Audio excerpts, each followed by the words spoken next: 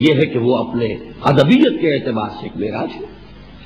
تو قرآن حکیم ویسے تو پورا کا پورا ابتدا سے انتہا تک عربی زبان کی ادبیت کی معراج ہے۔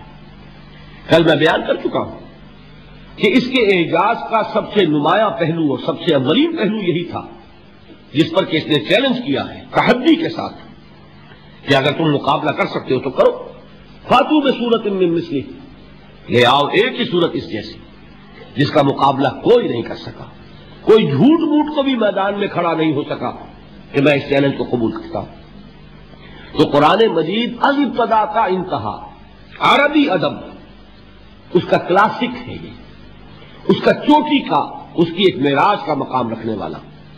لیکن اس میں بعض مواقع ایسے ہوتے ہیں، جیسے میں نے سورۃ الرحمن کے بارے میں حضور کی حدیث کل سنائی، سورۃ الرحمن عروس القرآن، یہ قرآن کے دلہن ہے، اس میں صوتی آہنگ ہے، اس کا اپنا ایک میوزک ہے، اس کے اپنے اندر ایک غنا ہے، اس کے الفاظ کا ظاہری حسن ہے۔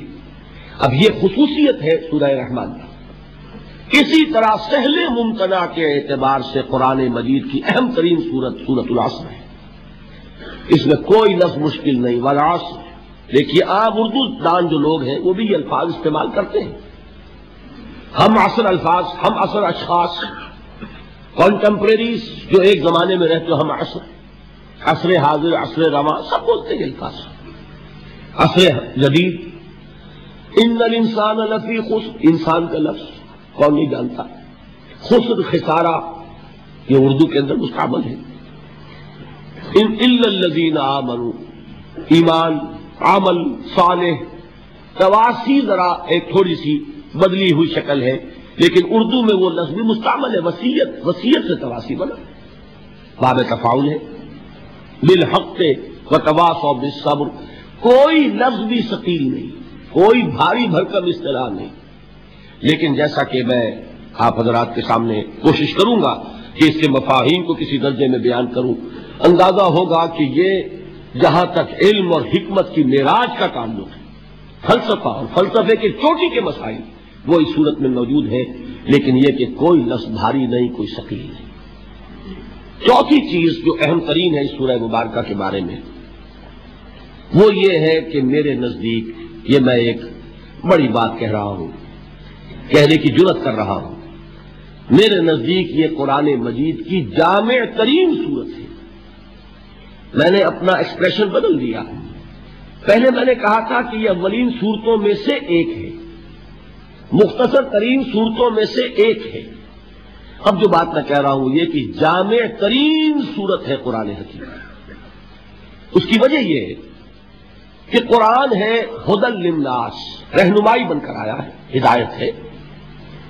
اس ہدایت کے راستے کو، صراط مستقیم کو، جس قدر جامعیت کے ساتھ اس صورت نے بیان کیا ہے، قرآن مجید میں آپ دیکھیں گے ایمان کی بحث ہے، مکی صورتوں میں طویل مباحث ایمان کے، پھر اعمال صالحہ کی بحث، عبادات کی بحث، اخلاقیات کی بحث، معاملات کی بحث، یہ سب کیا ہے؟ عمل صالح کی تشریح۔ پھر تواصی بالحق، جہاد، امر بالمعروف نہی عن المنکر، یہ سب کیا ہے؟ یہ تواصی بالحق کی شرح ہے۔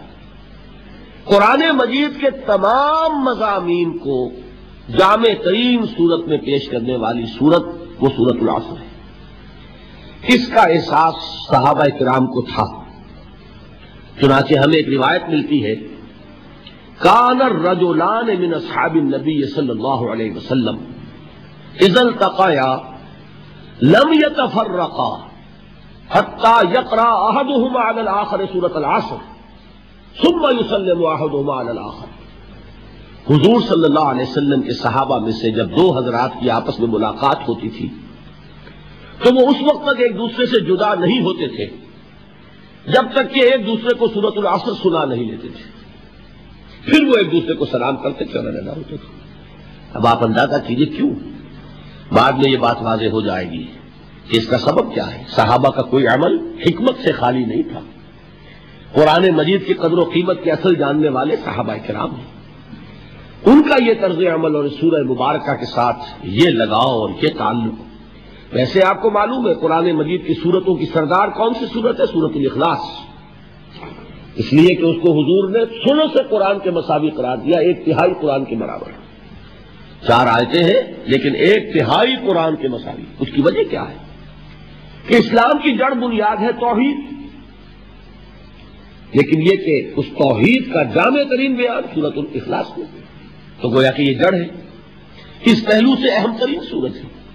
لیکن ظاہر بات ہے کہ توحید حصہ ہے ایمان کا، گویا کہ صرف ایمان کے ایک پہلو کو یہ سورت بیان کر رہی ہے، اعمال کی کوئی بحث نہیں، تواصی بالحق کی کوئی بحث نہیں، تواصی بالصبر کی کوئی بحث نہیں۔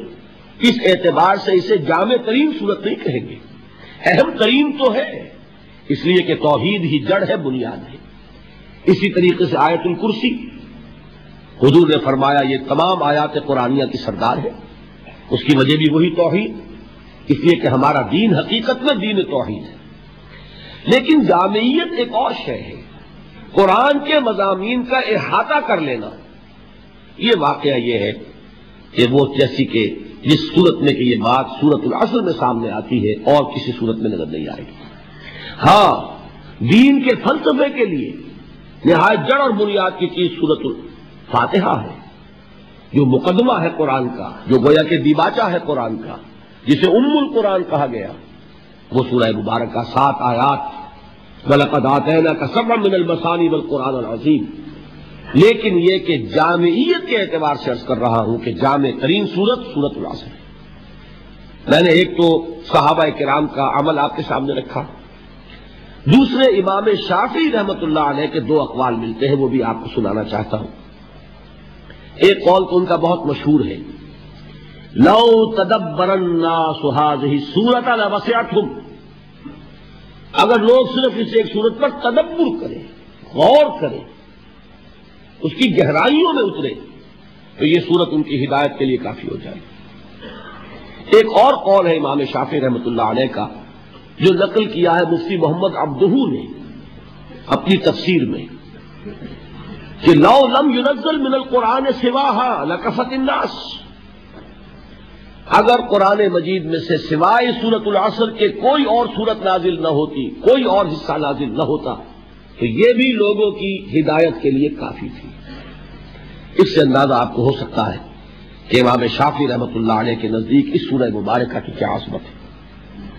تو 4 چیزیں میں نے عرض کی ہیں، میں اس طور سے اب بیان کر رہا ہوں۔ ایک ہوتا خطابت کا انداز، ایک ہے درس کا انداز۔ درس کہتے ہیں کسی چیز کو گھسنا، پھر مٹانا، پھر گھسنا، جیسے بچہ لکھتا ہے سلیٹ پر، پھر مٹاتا ہے، پھر لکھتا ہے، یہ درس ہے۔ درس میں کوشش ہوتی ہے کہ ایک چیز ذہن میں اتر جائے، وہ نقش ہو جائے، یادداشت میں محفوظ ہو جائے۔ لہذا یہ 4 باتیں پھر نوٹ کیجئے۔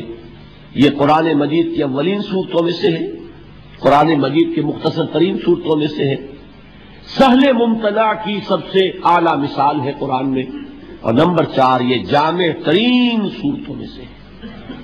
اب آئیے اس سے پہلے کہ آگے بڑھیں، قرآن مجید کے فہم کے 2 درجے ہیں، ان کو پہلے سمجھ لیجئے۔ یہ ہمارے پورے درس میں انشاءاللہ یہ چیز بطور تمہید آپ کو کام دے گی۔ قرآن مجید کے فہم کا ایک درجہ ہے جسے قرآن کہتا ہے تذکر بالقرآن۔ تذکر کے معنی نصیحت اخذ کر لینا، سبق حاصل کر لینا۔